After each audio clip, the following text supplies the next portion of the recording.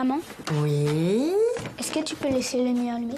Bonsoir Estelle, Bonsoir, c'est Maëlle. la deuxième édition du Paris Virtual Film Festival, c'est ce week-end au Forum des Images. Oui, et TV5 Monde est partenaire de l'événement, notamment avec le prix francophone de la réalité virtuelle. Et nous sommes aussi coproducteurs d'une série sur Paris. Je vous en parlerai dans un instant.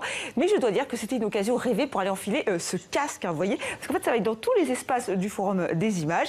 Et donc là, déjà, ce qui est étonnant avec ce casque, c'est qu'avec, vous savez, on a l'air un peu idiot. On a l'air un peu idiot, mais bon. Donc, vous pouvez en fait choisir le menu avec votre rétine, ce qui déjà est étonnant.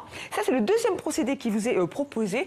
Et là, je dois reconnaître que l'expérience immersive est impressionnante. C'est-à-dire que là, j'ai choisi Dear Angelica, qui est un film d'animation, et je me suis retrouvée plongée dans ce film d'animation. Je ne sais pas si vous avez vu Mary Poppins de Walt Disney. Eh bien, à un moment, elle rentre dans le dessin. Et bien, c'est exactement ce qui m'est arrivé. Alors, encore une fois, on n'a pas l'air totalement intelligent quand on regarde de la réalité virtuelle, mais l'expérience vaut le coup. Et c'est vraiment une technique qui s'invente au jour le jour et qui fait beaucoup de progrès. Écoutez le directeur du festival.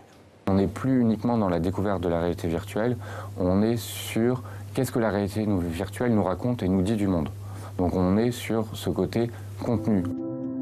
On est là pour montrer le meilleur des œuvres en réalité virtuelle et en réalité mixte demain au grand public. Et je pense que le grand public ignore ou ne va pas à Sundance, à Tribeca ou à New York ou en Chine. Du coup, l'idée c'est pas d'avoir l'œuvre à tout prix exclusive que personne ne voit, mais c'est d'avoir la meilleure œuvre qui est récente et qu'on peut montrer à tous.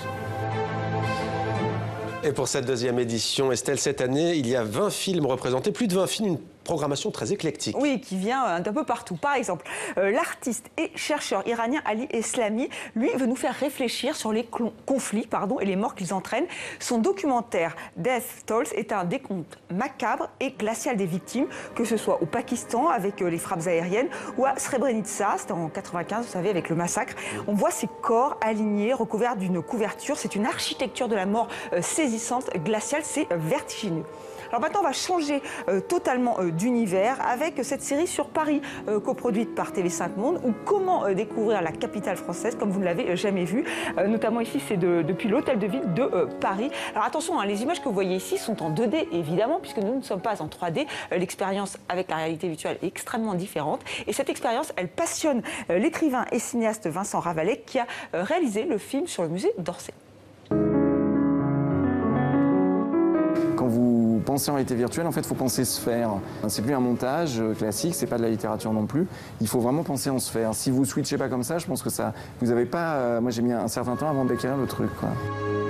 Paris est une espèce de grosse entité qui ressemble pour moi à un cerveau et avec des tas de choses qui s'y passent, comme si tous les gens, on était des espèces de neurones qui transportaient des informations. Et je trouve qu'avec un casque, c'est comme si on arrivait à rentrer dans une partie de son cerveau, qu'on arrive à une espèce de promenade impressionniste dans cette espèce de sous-entité qui est le musée d'Orsay, qui est en plus un endroit génial. Vous me filmez? Bien sûr que l'on vous filme. Fan Club, là, c'est une autre démarche, c'est une fiction que je fais en réalité virtuelle, qui est une fiction assez ambitieuse. Je pense que ça va proposer une réalité qui n'est pas la réalité de notre réalité, mais qui est une réalité qui pourrait être. Donc Fan Club est à la fois réaliste, à la fois onirique, à la fois des incursions dans le monde psychique de chacun des protagonistes, et à la fois une espèce de ressenti du décor, des lieux, des actions, différentes de ce que ce serait si c'était en cinéma classique ou en littérature. Mais il existait aussi autre chose. Un drame. Une douleur qui devait ressurgir pour être expiée, pour le meilleur et pour le pire. Comme dans ces histoires, on ne sait pas comment ça va finir.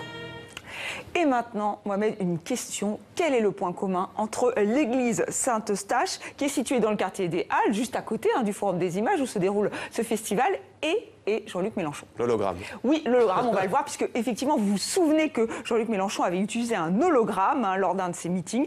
Eh bien, le Paris Virtual Film Festival propose exactement la même chose demain vendredi avec une expérience inédite. Écoutez, là encore, le directeur du festival. On travaille le rapport entre l'hologramme et le cinéma. Et ça, c'est vraiment inédit et exclusif. On va donner cette impression que le personnage sort du film, de l'écran, et s'incarne sur scène en 3D du coup. Et c'est ça la magie de l'hologramme, c'est que en fait, on n'est plus juste dans l'immersion, on est dans l'incarnation virtuelle, mais à partir d'un écran en fait. On fait sortir les gens de l'écran comme on pouvait en rêver quand on était petit ou dans certains films de science-fiction, et ils s'incarnent. Alors s'incarner à Saint-Eustache, c'est un double symbole. On a essayé justement de ne pas parler religion, mais c'est une avant-première mondiale, et ça c'est aussi fait avec une start-up française, voilà, Adrénaline, dont on peut être fier.